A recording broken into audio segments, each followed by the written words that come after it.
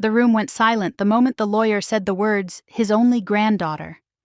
It was the kind of silence that doesn't just fall, it drops heavy and undeniable like something breaking in midair. I felt dozens of eyes shift toward me, sharp as laser sights. I was standing near the back of the conference room, still in my Marine Corps service uniform, hands clasped behind me out of habit, trying to look as unobtrusive as a Marine could look among a room full of grieving officers and impatient relatives. But suddenly every gaze locked on me. Then the lawyer looked straight at me, not past me, not near me, but at me, and asked, "Sergeant Carter, do you know who your biological parents are?" It was such an absurd question that for a second I honestly thought he was asking someone behind me. My throat tightened, and the ground seemed to shift slow and seismic like a tremor starting deep beneath polished hardwood floors. I opened my mouth to respond, but no sound came out. I had come to the will reading out of respect. Nothing more. I didn't expect anything except maybe a brief mention in the section thanking the medical personnel who had assisted the general during his final illness.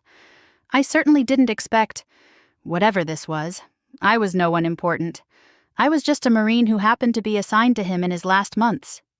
I closed my eyes for a moment, steadying my breath, and the question clawed its way through old memories.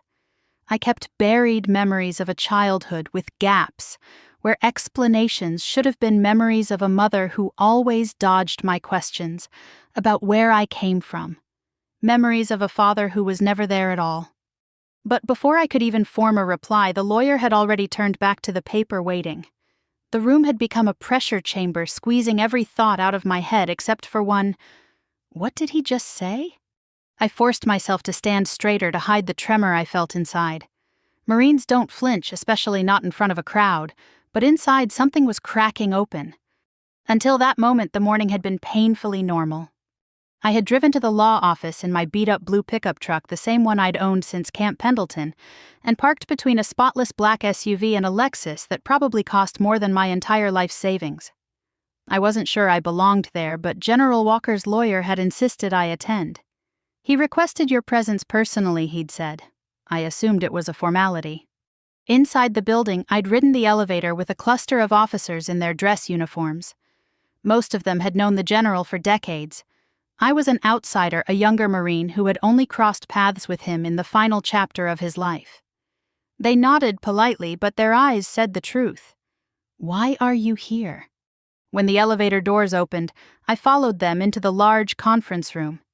At the center sat a polished mahogany table, large enough to host a diplomatic summit. Framed photographs lined the walls, the general shaking hands with presidents, hosting international delegations, awarding medals to service members. I took a seat near the back, choosing the same instinctive position I always chose, somewhere I could observe without being observed. Then came the family, nephews, cousins, people who looked related only by their matching expressions of annoyance and entitlement. They filled the room with loud greetings and impatient sighs. It was obvious they weren't there to mourn. They were there to collect. When the lawyer finally arrived carrying a thick binder and wearing an expression of professional neutrality, the room fell into a restless quiet. He began reading through the will's small bequests to charities, to former staff, to older friends from the general's long military career.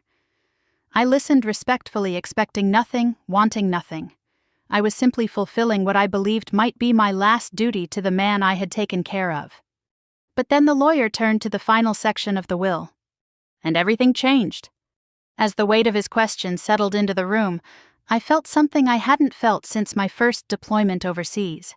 A quiet, creeping fear, the kind that rises not from danger, but from truth. Did I know who my biological parents were? Yes and no. I knew my mother. I knew the tired eyes she tried to hide behind cheap drugstore mascara, the way she rubbed circles on my back when nightmares came, the way she worked double shifts at a grocery store so I could have a shot at college. But she never told me about my father. She never told me why she avoided certain questions. She never told me why my birth certificate looked incomplete. And I never pushed her harder than she allowed. She was all I had. When she died, the questions died with her. Or so I thought. Now, in a room filled with strangers, military brass in spotless uniforms, Anderson County's wealthiest social climbers and family members who looked ready to tear each other apart over whatever crumbs the general had left. I stood frozen, unsure if the ground beneath my boots was still the same ground I'd known a moment ago. It felt like the universe had cracked open to reveal a truth I wasn't ready to see. And yet, there it was. Waiting. Demanding. The lawyer cleared his throat gently, trying to nudge me toward a response. But all I could whisper was a single word barely audible even to myself, no. I didn't answer the lawyer right away. The words biological parents echoed in my head like somebody had dropped a pan in a quiet hospital corridor. Every eye was still on me, waiting, weighing, judging. My face grew hot the way it always did when a question cut too close to something I'd spent a lifetime avoiding. Did I know who my biological parents were? I took a breath that didn't feel like it reached my lungs. No, I said, finally, my voice barely more than a whisper. I don't. Not really. A murmur rippled through the room. One of the general's nephews, a heavy-set man in a tailored suit, let out a loud, disgusted snort. Then what on earth is she doing here? He snapped. She was just the nurse. This is ridiculous. Just the nurse. I'd heard that phrase in a lot of forms over the years. Just the nurse. Just the help. Just the person changing dressings at 2 a.m. while everyone else slept. I let the words slide over me the way I'd learned to do on long shifts with difficult families and arrogant patients, but inside something clenched tight. The lawyer, Mr. Daniels, lifted a hand. We'll get to that, he said firmly. Miss Carter, if you'll stay until we finish, I'll explain everything I can once the formal reading is done. General Walker was very specific about you being here. Very specific. The phrase sat wrong in my stomach. I sank back into my chair and my mind did what it always did when someone mentioned my real family. It went backward. I grew up in a narrow second-floor apartment above a laundromat in a part of town most people drove through without seeing. The building shook when trucks rumbled past. But to me it was home because Mom was there. She worked days at a grocery store and nights cleaning offices. She came home smelling like floor cleaner and dish soap, kicked off her shoes with a groan, and still managed to smile for me. On good nights, she'd heat up a frozen pizza, and we'd eat it off paper plates in front of an old TV. Just us girls, she'd say, tapping her soda can against mine. We're doing all right, kiddo. There was never a father in that picture. No extra chair at the table, no deep voice in the hallway, no weekend visits or birthday calls. When I was little and asked, she always gave the same answer. He wasn't ready to be a parent, she'd say, her expression closing down. But we're fine. We have each other. That's enough. One rainy afternoon when I was about 9, I went hunting for coloring books in her closet and found a cardboard box instead. Inside were a few faded photographs, some yellowed envelopes, and a hospital bracelet with tiny black letters. Not Carter. Harris. When Mom walked in and saw me holding the bracelet, the color drained from her face. Where did you get that? She asked, sharper than I'd ever heard her. In your closet, I said. Is this mine? Why does it say Harris? She crossed the room in 3 quick steps and gently but firmly took it from my hand. For a moment she just stared at it, her mouth pressed into a thin line. That's just an old mistake, she said finally. Paperwork. It doesn't matter. But why? She shoved the box back into the closet and closed the door. Then she knelt in front of me so we were eye to eye. Madison, listen to me, she said quietly. You are my daughter. I am your mother. That's what matters. Some things in the past don't help us. They just hurt. Do you understand? I didn't, not really. But I nodded because I could see how scared she was, and I loved her more than I loved any answer. After that, I stopped asking direct questions. The curiosity never went away, it just moved underground. I noticed the way she flinched at thick envelopes in the mail, the way she tore some letters in half without opening them, the way she changed the subject whenever grandparents or cousins came up in other people's stories. We never visited extended family for holidays. There were no old family photographs on the walls, no stories about when I was your age from anyone but her. It was just us, an island of 2. Years later, sitting in that polished conference room with the general's relatives muttering around me, I could almost smell the old apartment again, laundry soap, cheap coffee, her drugstore perfume. I could feel the smooth plastic of that hospital bracelet in my hand. After Mom died far too young, her lungs finally giving out after years of cleaning chemicals and secondhand smoke, I went through her things again looking for that box. It was gone. So were the papers and photographs. All she left behind was a note tucked into her worn Bible. "Forgive yourself, forgive me, keep going."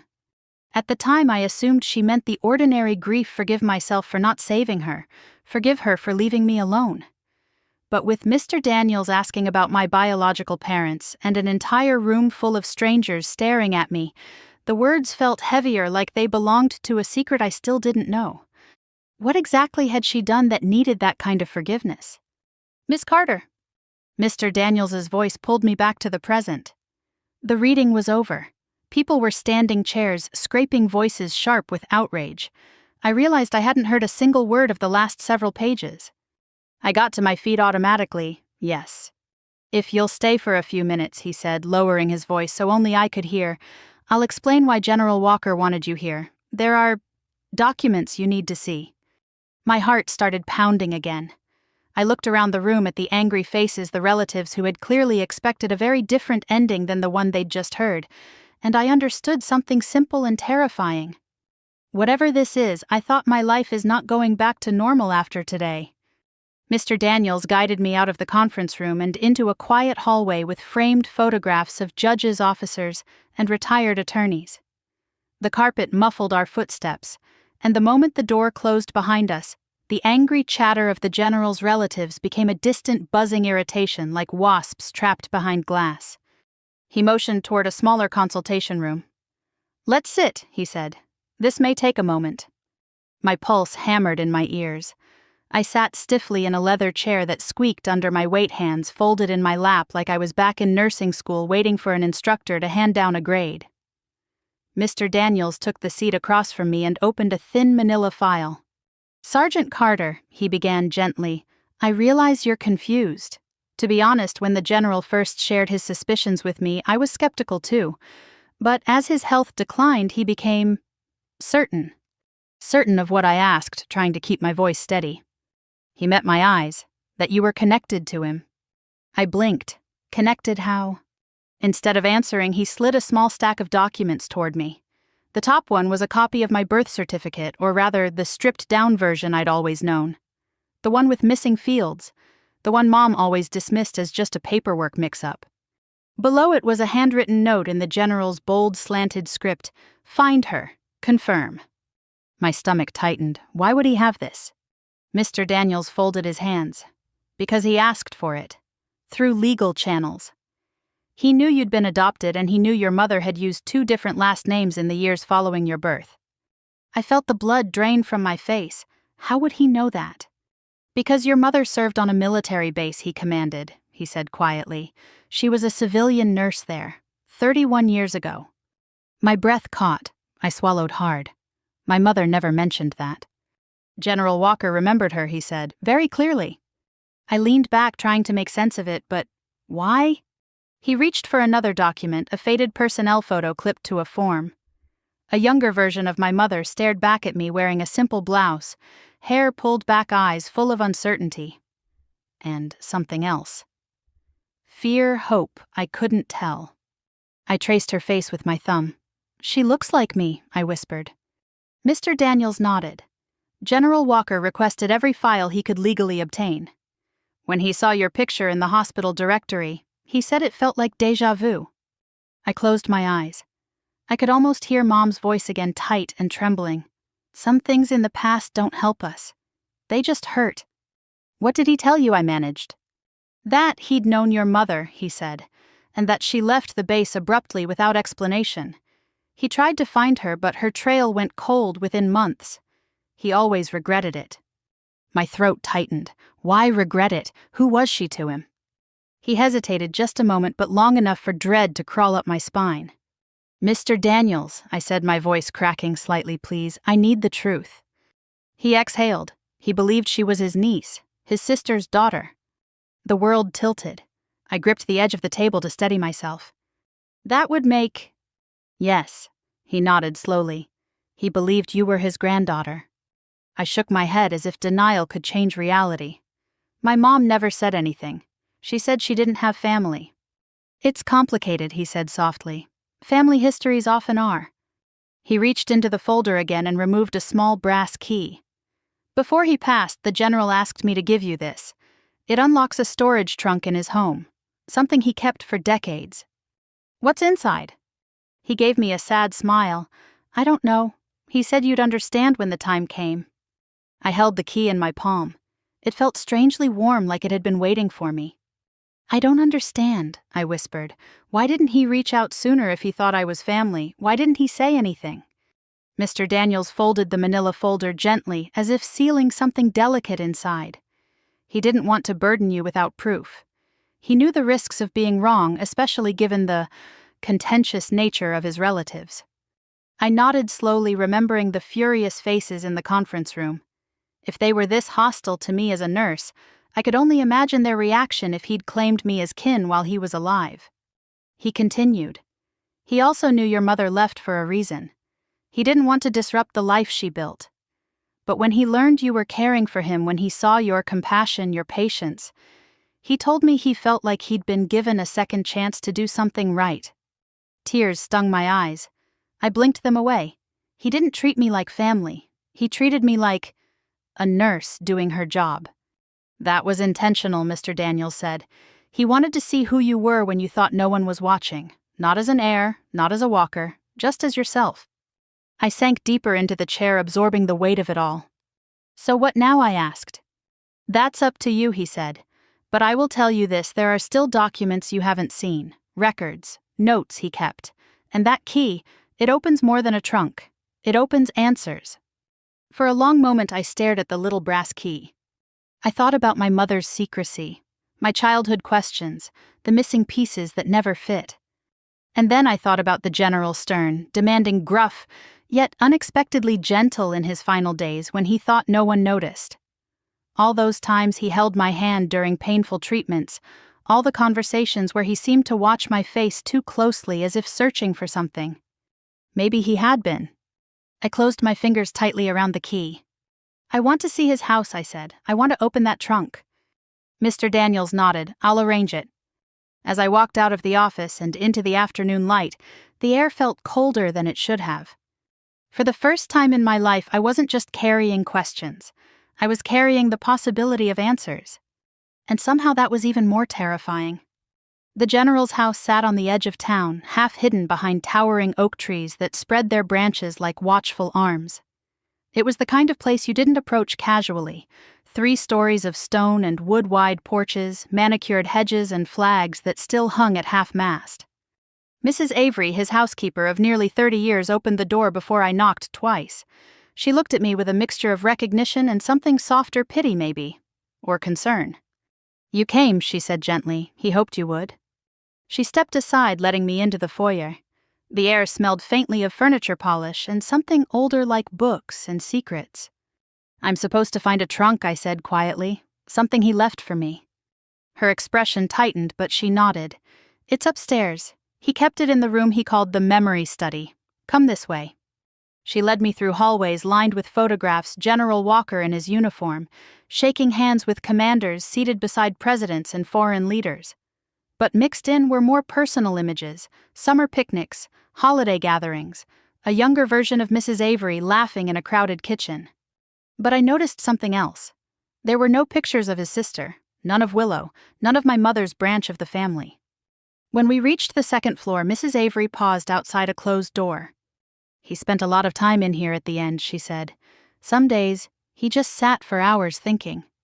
She opened the door and let me inside. The room was small and dim-lit, mostly by a single window. A writing desk stood near the wall, its surface neat except for a stack of envelopes bound with twine. A bookshelf held volumes of history, law, and military life. And beside the window sat a cedar trunk with a brass lock. I didn't have to ask. I knew instantly this was it. I held out the key Mr. Daniels had given me and knelt beside the trunk. My hands trembled as I slid the key into the lock. It clicked softly like a sigh. Inside, the cedar scent rose faintly familiar and foreign at the same time. The trunk was filled with papers, notebooks, and a thick binder labeled W. Spears Family. My breath caught. Spears, the general's last name, my grandmother's maiden name. I lifted the binder first. Inside were neatly organized files, photographs, letters, and official paperwork. The earliest documents belonged to a woman named Willow Spears, a teenage girl with a shy smile and long dark hair. My grandmother. There were pictures of her as a child laughing beside a much younger Raymond Walker. One photo stopped me cold, the two of them sitting on a porch swing, arms looped around each other, big goofy grins on their faces. On the back, written in faded ink, Ray and Willow summer before deployment. My fingers shook as I turned the page. The next file was labeled Elizabeth, my mother. I had never seen these photographs before. My mother as a baby, as a toddler then, as a teenager. Her eyes were the same shade as mine. In every picture she stood close to Willow, almost clinging to her. The next pages were letters, folders full of them, written by my grandmother to the general. Letters he had kept for decades. I lifted one carefully. The handwriting was elegant and tired. Raymond. Your brother came again. He said terrible things, said he would take Elizabeth away, said she belongs with the real family. I won't let him. We are leaving soon. I don't know where yet. I just know we have to go. A chill crawled up my spine. The general's brother. The same one who'd snarled at me in the conference room. I opened another letter. I'm sorry for leaving without saying goodbye. But you know your brother. He will not stop. Please don't look for us. It's safer this way. Safer. My mother had fled because she was afraid of being found, of losing her own child, of a family dispute twisting into something cruel. Another letter dated months later revealed even more. I have changed our names. We are starting over. I know you'll be angry, but I can't risk her. I can't risk Elizabeth. My chest tightened. Elizabeth. That was my original name before Mom renamed me Madison Carter. But then I reached the final envelope in the stack, the one with tear stains darkening the paper. Raymond. She's pregnant. She's scared. And she refuses to let you help. I begged her to return home, but she won't. She believes your brother will try to claim the baby. She won't say it, but I know she's thinking of disappearing again. She's thinking of running, of raising the child alone. I don't know what to do. I stared at the date. It was a month before I was born. My vision blurred. The room felt smaller, the air thicker. Mom had run again, this time to escape both men, the one who might have helped her and the one who would have tried to control her. Mrs. Avery spoke softly behind me. He loved your grandmother, you know. She raised him after their parents died. Losing her broke something in him. I swallowed hard. Why didn't he tell me any of this? He wanted to, she said. But when he saw you walk into his room for the first time, he wasn't sure. Not until he saw how much you looked like Willow. And not until he watched you care for him with the same gentleness your grandmother had. I closed the binder and reached deeper into the trunk. Underneath the papers lay one more item, a small velvet box. Inside was a delicate gold necklace with a tiny engraved pendant shaped like a leaf. On the back was a single word, Elizabeth. My mother's first name, my name. A sob rose in my throat. I pressed the pendant against my chest, unable to stop the tears that finally spilled over. I had spent my life feeling like a question mark, like a blank space in my own story. But the truth was here in this trunk, messy, painful, buried, but real. My mother hadn't abandoned me. She had protected me. She had run, not because she didn't love me, but because she loved me too much to risk losing me to people who saw heirs instead of children. I felt Mrs. Avery's hand settle gently on my shoulder. He wanted you to know the truth, she said. All of it, even the parts that hurt. I don't know what to do with this, I whispered. You start by breathing, she said. Then you keep going, just like your mother wanted. I closed the trunk slowly, the pendant still warm in my hand. For the first time in my life, I wasn't angry at my mother. I understood her, and that hurt more than anything else. By the time I left the general's house with the pendant around my neck and the binder tucked under my arm, the late afternoon sky had begun to dim. Clouds smeared the horizon in long gray strokes, and a chill crept over the air like the beginning of a storm. I sat in my car for several minutes before starting the engine, too overwhelmed to move. Everything I had ever known about my life, my childhood, my mother, my identity was shifting beneath me like plates under the earth. The truth wasn't a neat revelation. It was jagged, complicated, painful. Still, one thing was clear: the general's relatives had lied, they had interfered, and they had tried to erase me. I drove to Mr. Daniels's office because he had asked me to return. The last of the relatives were still gathered inside when I walked through the door, their voices rising and falling in harsh waves. As soon as they saw me, the shouting sharpened. "There she is," one of the nephews barked, jabbing a finger toward me. He was tall, red-faced, and looked like he hadn't missed a meal in decades. "The little gold-digger nurse, you manipulated him. You tricked a dying old man." I didn't flinch. I'd been insulted before by patients in pain families and grief, and strangers who thought nurses were servants. But never like this. Never by people who had tried so hard to keep me from knowing who I was. Mr. Daniels stepped between us, calm but firm. "Enough. Miss Carter is here because she is legally entitled to be. And because the general made it so." He was confused, the nephew shot back. He was medicated, weak and alone, and she took advantage of it. If he only knew how many times the general had tried to refuse his pain medication, how proud he'd been, how stubborn, how desperate to stay alert for unfinished business. She was his nurse, another relative snarled. Not family, not blood. That word blood landed like a blow. They had used that same word years ago in the letters. They wanted to claim me because of my blood. Or erase me because of it. Mr. Daniels lifted a hand, tired patience in his eyes. "I have documentation," he said. "All of you will have your chance to see it. But first, Miss Carter needs to speak." I didn't expect to. But when he turned to me, waiting, something inside me steadied.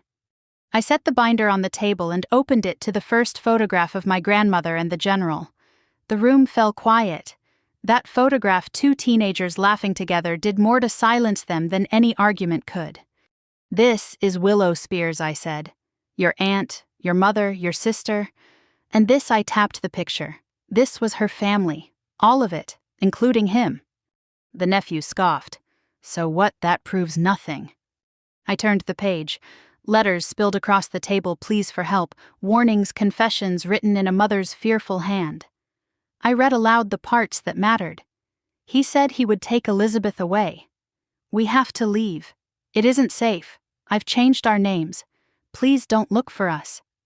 "That's my mother," I said, my voice shaking but strong. "Running because she was afraid of you. Afraid of what you'd do if you found her baby." Several faces paled. One woman began to tremble, her lips parted in disbelief. The nephew opened his mouth to argue, but no sound came out. Then I turned to the last envelope, the one with tear stains. "My mother didn't run because she hated this family," I said, meeting their eyes one by one. "She ran because she loved me. Because she thought someone here would try to claim me like a prize, or use me to manipulate the general. She didn't want that life for me." The nephew regained his voice. "This is ridiculous," he spat. "You expect us to believe some fairy tale anyone could have written those letters." Without a word, I pulled out the pendant. The room gasped softly. "This was my mother's," I said. "Her birth name Elizabeth engraved on the back. He kept it for 30 years, waiting for her, waiting for me." Mr. Daniels placed a hand on the binder. "And if you require proof, we have more. The DNA test the general ordered months ago, a match he never wanted to reveal without certainty." The nephew's face twisted. "You're lying." "No," Mr. Daniels said calmly, "you are." He turned to me. "The floor is yours, Miss Carter." I took a breath. A long, steadying breath. And for the first time I understood what kind of revenge I wanted, not the explosive kind, not the destructive kind. Something more painful. Truth. Truth delivered in the calmest tone possible. "I'm not here to fight you," I said quietly. "I'm not here to take anything from you." Some looked skeptical. "What I am here to do," I continued, "is to tell you that your uncle spent years trying to find the people he loved. And you, all of you, made that impossible. You stood in his way. You lied to him. You let him die thinking he'd failed his family when the truth was you failed him. No one spoke. You called me just a nurse. But I cared for him. I listened to him. I held his hand when he was afraid. I heard him talk about the people he'd lost and the mistakes he regretted. And not once did any of you show up to do the same." The tension in the room cracked like ice. "If you want revenge," I said softly, "then here it is you'll live knowing that the man you ignored loved me, and that the kindness you treated like weakness was the only wisdom he trusted in the end." The nephew stepped back, his fists clenched, but he had no words. No one did. Finally, the older woman, one of the cousins, sat heavily in a chair, tears running down her face. "He really loved you," she whispered, "didn't he?" I nodded. In his own complicated way, yes. And I loved him too. The room fell silent again, this time without anger. Just truth, and grief, and maybe in some of them shame. Mr. Daniels cleared his throat. "Legally," he said, "Miss Carter is the rightful heir. There will be no successful contest." The general left behind detailed records documenting his decision. One by one, the relatives left, some muttering, some crying, some too stunned to speak. When the last door closed, I finally sank into a chair, exhausted, numb, but strangely free. I didn't raise my voice once. I didn't throw accusations. My revenge had been letting the truth speak louder than their greed. And it had worked. When the last relative stormed out and the office door clicked shut, the silence felt almost unreal. Moments earlier, the room had been a boiling pot, accusations, shouting threats, all of it swirling around me like a tornado. Now, only the hum of the fluorescent lights broke the stillness. Mr. Daniels took a seat across from me, his shoulders slumped with the exhaustion of a man who'd spent weeks preparing for this exact battle.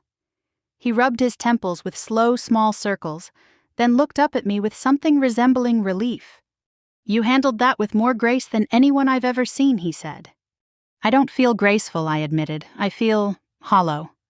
"That's normal," he replied softly. "Truth shakes us before it settles." He reached for a navy blue envelope, thick and sealed with wax. My name, my full legal name, was written in the general's firm handwriting, "To Madison Elizabeth." Seeing both names together, the one my mother chose and the one she hid, triggered a rush of emotion so sharp it nearly stole my breath. Mr. Daniels slid the envelope toward me. This was his last request. He wrote it 3 days before he passed. My fingers shook as I broke the seal. The scent of cedar and the faintest hint of the general's cologne rose from the folded pages. For a moment, I couldn't bring myself to open it. I wasn't ready. But then I remembered the binder, the trunk, the pendant. All the truth I had asked for, or maybe needed, was already changing me. I unfolded the letter. The handwriting wavered, betraying the weakness of his last days, but the words were steady, honest, unmistakably him. "My dearest Elizabeth, I know you prefer Madison, and that is the name I came to love. But you were born Elizabeth, and I need you to know what that name means. It was your grandmother's pride and your mother's first gift to you. I hope someday you can wear it without pain." I pressed my palm against my mouth, willing myself not to cry too soon. If you are reading this, it means the truth has found you, and I hope with all my heart that it finds you gently. But if it doesn't, then take comfort in this. None of what happened was your fault. And none of it was your mother's fault either. That line broke me, quietly. Your grandmother and I were stubborn people. We let one argument become a canyon between us. She felt I was losing myself to money and status. I believed she was throwing away her future by running from our family. We were both wrong. Pride cost us decades. It cost me the chance to watch you grow. My eyes blurred. I blinked until the words steadied again. When the nurse agency sent your photograph before your interview, I felt something I had not felt in years. Hope. You had your grandmother's eyes, her quiet courage, her steadiness. I asked around. Quietly. I walked carefully, so carefully, because I didn't want to damage whatever life your mother had built for you. She did what she had to do. I understand that now. My tears fell freely then, not hard sobs, just steady drops, grief and sorrow and love all tangled together. You cared for me even when I was difficult, even when I pushed too hard. You sat with me on the bad days and laughed with me on the good ones. You saw me as more than a man with money. You reminded me who I used to be.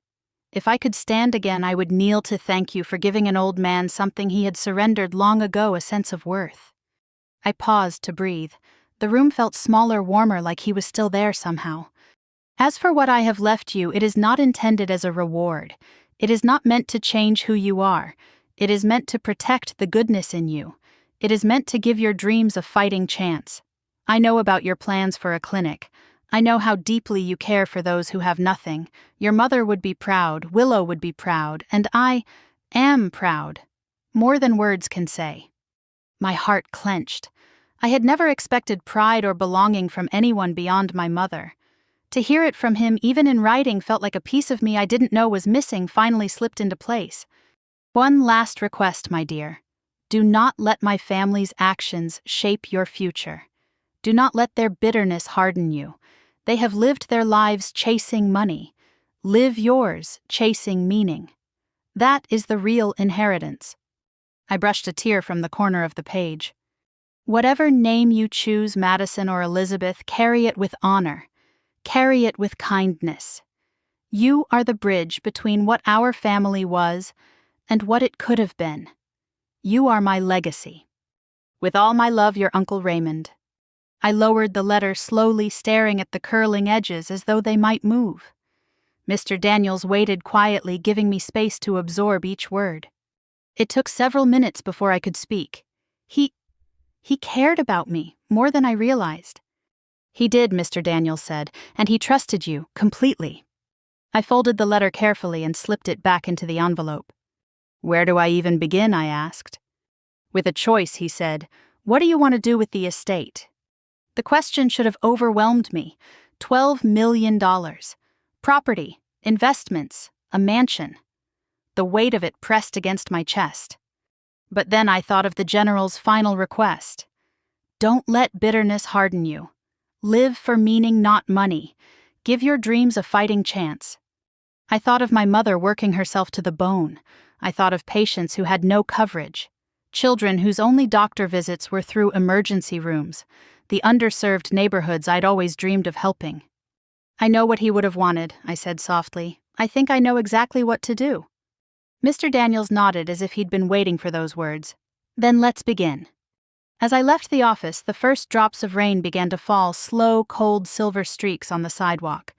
I tilted my head up and let the rain touch my face. For the first time, the past didn't feel like a wound. It felt like a map. The rain didn't let up for days after the will reading, as if the sky itself needed time to settle everything that had been unearthed. I spent those quiet gray mornings sitting at my small kitchen table, the general's letter resting beside a cup of coffee that always went cold before I remembered to drink it. Every sentence replayed in my head, you are my legacy. Live for meaning, not money. Give your dreams a fighting chance. For years, I'd carried those dreams in silence, folded away like an old note in a pocket I never opened. A free clinic for families who couldn't afford care. A safe place for seniors who didn't want to be a burden. A community hub where health and dignity were treated as birthrights, not luxuries. But dreams cost money I'd never had, not until now. Within a week, I'd walked the abandoned mansion again, this time with a notebook tape measure and a quiet determination that surprised even me. The house felt different now, not grand, not intimidating, just full of possibility. Mrs. Avery wandered in from the kitchen, wiping her hands on her apron. It's a beautiful home, she said. Grand in its own way. I used to think it needed a family again. It does, I replied, just not the kind everyone expected. She smiled softly. Then let's get to work. The renovation took months-long, exhausting months filled with dust permits, contractors, budget meetings, and decisions I'd never imagined needing to make. There were nights I fell asleep on drop cloths, mornings when I doubted everything, fearing I was destroying something the general had cherished. But then I would reread his letter, and the fear would pass. We tore out the antique dining room and built a waiting area. The parlor became an exam room. The ballroom became a physical therapy center. The library, the room he spent countless hours in, became my office. I kept one thing exactly as it was, his desk by the window, the perfect spot to watch the world change. We called it the Raymond Walker Community Health Center. When the doors finally opened, the first patient to walk in was a tired mother with 2 small children clinging to her legs. One had a cough so deep it made my heart ache. The mother apologized again and again for not being able to afford a doctor sooner. I knelt, checked the child's pulse, listened to his lungs, and smiled reassuringly. You're here now, I said. You're exactly where you need to be." Word spread quickly. Seniors came from across town for free checkups. Veterans walked in shoulders stiff with pride, admitting quietly that they needed help. Families arrived in clusters, shy at first, then grateful. Each day as I walked the halls of what used to be the General's mansion, I felt something healing inside me. Something old, something tender. Something that had been waiting for permission to breathe. One quiet afternoon, as the center buzzed with activity, I stood in my office staring at the pendant lying on my desk. The word Elizabeth glimmered softly in the sunlight. I still wasn't used to hearing it or thinking of myself as a woman with 2 names, 2 histories, 2 families.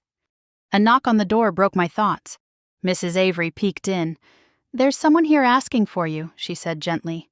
"You might want to speak with him." I walked into the foyer and froze. It was the General's nephew, the loudest, angriest one from the will reading. His shoulders were slumped now, and he held his hat nervously in his hands like a schoolboy waiting outside a principal's office. I hope this is okay," he said awkwardly. "I heard what you did with the house. I wanted to see." I crossed my arms but didn't speak. He cleared his throat. "Look, I was awful to you. We all were. I grew up hearing the story one way that your grandmother abandoned the family, that your mother was ungrateful, that you didn't exist. When Uncle Ray changed the will, I felt cheated. But I was wrong." Silence pressed between us. He looked around, taking in the clinic, the patients, the volunteers. His expression softened. This place, it's something he would have loved, more than the money, more than anything. I swallowed the knot in my throat. He wanted to help people. He just didn't know how anymore. The nephew nodded. "Thank you for giving him back some dignity at the end." It was the closest thing to an apology I would ever get, but it was enough. "Would you like a tour?" I asked quietly. He smiled, small, hesitant, grateful. "Yeah, I'd like that." We walked together through the center, and for the first time I didn't see him as the man who tried to shout me out of a will. I saw him as a broken piece of the same shattered family I came from, someone who needed healing just as much as I did. Reconciliation isn't always grand or loud. Sometimes it's a quiet walk through a place built from pain and love in equal measure. Months later, on a warm spring evening, I locked up the clinic and stepped outside. The sky blazed with oranges and pinks, and the scent of fresh grass drifted across the yard. I found myself walking toward the garden where the General used to sit during his good days. I imagined him there now, leaning back, arms crossed, trying not to show how pleased he was. "I hope I'm doing right by you," I whispered to the empty air. "I hope Mom sees it too." A soft breeze rustled the trees, carrying the faint scent of cedar. I pressed the pendant to my heart. For the first time in my life, I felt whole. Not because of the inheritance, not because of the clinic, but because I had finally learned where I came from and who I wanted to be moving forward. Family wasn't blood or money or names on a birth certificate. Family was kindness offered freely, compassion given without expectation, legacy built with love, not wealth. As I walked back toward the clinic, lights glowing softly through its windows, I realized something simple and profound. My revenge had never been about hurting anyone. It was about proving that goodness survives even when everything tries to bury it. And that I knew was the kind of inheritance worth passing on. Before you go, I'd love to hear something from you. Have you ever experienced a family mystery, a hidden story, or a moment that changed the way you saw your past? Share it in the comments if you feel comfortable someone out there might need to hear it. And if this story touched your heart, stay with us for more stories that remind us what really matters: compassion, connection, and the courage to become who we're meant to be.